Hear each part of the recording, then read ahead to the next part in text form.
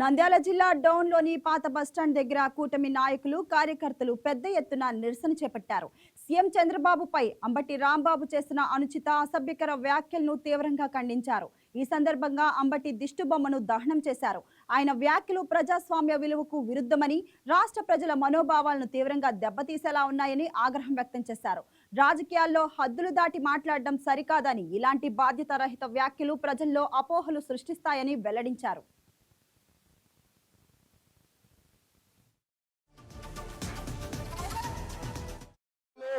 ప్రజలు ఆగ్రహావేశాలను ప్రదర్శిస్తున్న సమయం ఇది.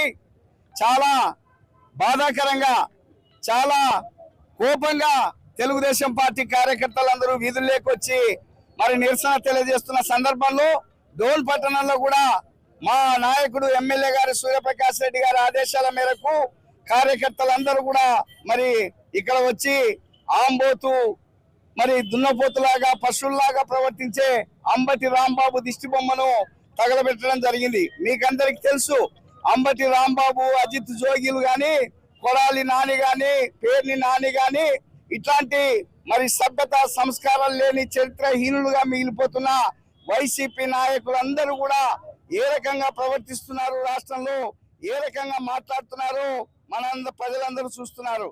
ఈరోజు మా పార్టీ కార్యకర్తలను రెచ్చగొట్టేదానికి రాష్ట్రంలో డైవర్షన్ పాలిటిక్స్ చేస్తున్నారు.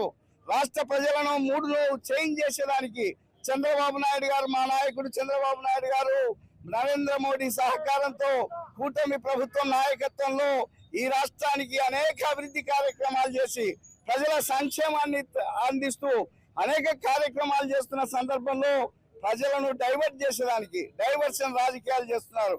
దాంట్లో భాగమే అంబటి రాంబాబు గారు. మరి వేలాది మంది తెలుగుదేశం పార్టీ కార్యకర్తలు చూస్తుండగా, ప్రజలందరూ చూస్తుండగా, మా నాయకుడు కోట్లాది ప్రజలు ఆరాధించే నాయకుడు, ప్రేమించే నాయకుడు, ఒక విజనరీ లీడర్ దేశానికి చంద్రబాబు నాయుడు గారిని నోటికి వచ్చినట్లు దూషిస్తే మరి ఊరుకున్నాళ్ళ, చూస్తూ ఊరుకున్నాళ్ళ?